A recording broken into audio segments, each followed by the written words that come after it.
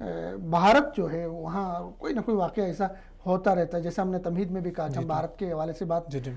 हमारे जो वो नाजरीन होते हैं वो भी कहते हैं कि आप भारत के हवाले से बात क्यों कर रहे हैं आप सारा। तो भारत में एक अफसोसनाक वाक़या ये हुआ कि वहाँ एक शख्स ने, बिहार उनका एक इलाका है, सूबा है, वहाँ पे एक मुसलमान, काबुल खान उनका नाम था, उन्होंने उनको जो है हुजूम ने आके उनको कत्ल किया कि इन्होंने गायें चोरी की है। और उससे पहले आपको याद होगा एक हफ्ता पहले नसीर शाह ने वहाँ पे बयान दिया था, जो मारूफ फिल्मी अदाकार हैं, कि जी भारत में एक इंसान महफूज नहीं है लेकिन गायें इंसान से ज़्यादा महफूज है। इंसान के मुकाबले में गायें की ज़्यादा इज्जत है, उनकी ज़्यादा हिफाजत की जाती है। तो ये क्या भारत में ये क्या हो रहा है, हमारे हमसाये में क्या हो रहा है? तो सब भारत पे तो हम बारहा बात कर करके जैसे कहते हैं कि हम थक चुके हैं और बार बार हम इन्हीं चीज़ों की तरफ जाते हैं कि भारत जो है अपने आप को सेकुलर कहता है और फिर इस तरह की चीज़ें वहाँ पर आना। तो देखें, सिचुएशन ये है कि भारत के सियासतदानों को सोचना होगा कि उन्होंने कैसी कौम बनाई है।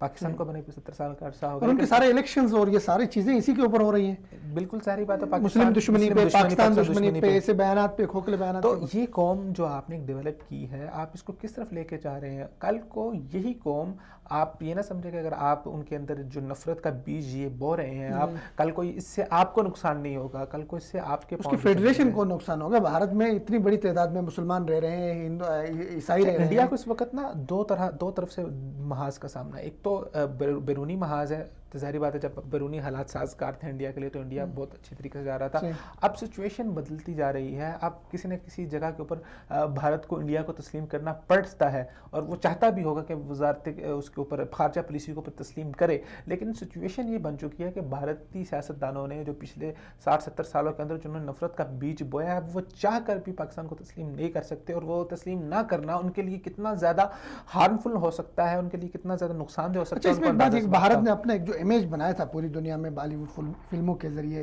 कि जी भारत इतना महान देश है, उस गुब्बारे से हवा निकल रही है। बिल्कुल, देखो ऐसे केसेस सामने आ रहे हैं पूरी दुनिया में। पहले अमेरिका में एक केस ऐसे सामने आया कि उनके यहाँ के किसी सफारतकार ने किसी खातून को छेड़ा वहाँ पे। उसके बाद उनके जहाज़ में जो है रेप के एक वाक़या पेश आया, जहाज़ में जाते हुए वहाँ पे किसी खातून को छेड़ा, तो वहाँ रेप के वाक़यात इस तरह के। तो भारत मतलब अब जैसे जैसे मीडिया मजबूत हो रहा है बाहर का, तो भारत के अंदर का जो गंध है वो निकल रहा है। ये वाक़यात इन सब का जो आप समझ लें कि क्रेडिट क्या कहना है इसको, सब की जो वजह है वो ये जाती है कि जो नफरत भारत अपने लोगों के अंदर जो नफरत का बीज बो रहा है। जब आप नफरत का बीज बोते हैं तो उसका आप क्या समझते हैं कि उसका रिएक्शन सिर्फ मजहबी हद तक ही होगा, या जो रुख आप दे रहे हैं ये एक नफरत और तासुब, ये एक ये आप समझ लें कि ये एक इंसान की तबीयत होती है। फिर उसका अमल और उसका मजर आपको इंसान के हर एक अमल में आता है। ये रेप और ये सारी चीजें, ये उसी बीज का नतीजा है जो नफरत का भारत अपने लोगों के अंदर बो रहा है।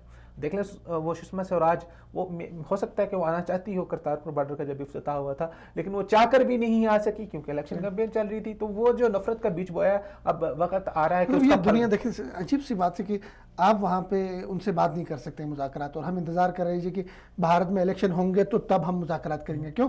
क्योंकि वो कौम जो है उनकी जो है उसकी मेंटलिटी ऐसी है, उनका जहन ऐसा है, उनकी सोच ऐसी है कि पाकिस्तान से बात नहीं हो सकती है। बस ये एक अलमिया है भारत का, भारत को इसके ऊपर काम करने की ज़रूरत है। उसको चाहिए कि अब वो हमारे, अगर हम पाकिस्तान और इंडिया की बात देखें तो पूरे पिछले तारीख के अंदर में ये नज़र आया कि यहाँ की सियासी जमातों ने अपने सियासी मफादात के लिए दोनों मुल्कों का बहुत ज़्यादा नुकसान किया है।